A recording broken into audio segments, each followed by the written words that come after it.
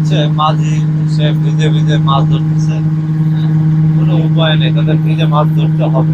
নদীর মাঝে যদি হঠাৎ বৃষ্টি নামে, নদীর নৌকা নিয়ে ডিঙি, পাল তোলা নৌকা অথবা বৈঠাওয়ালা নৌকা নিয়ে তাদের পাড়ে যাওয়ার সুযোগ বুঝতে হবে তাদের। এই হলো তাদের পরিশ্রম, মাঝির জীবন, মাঝিদের পরিশ্রমের জীবন। এভাবে কষ্ট করে তারা মাছ ধরে থাকে এবং সেই মাছ পরক্রমভাবে সেটি বাজারে চলে যায়।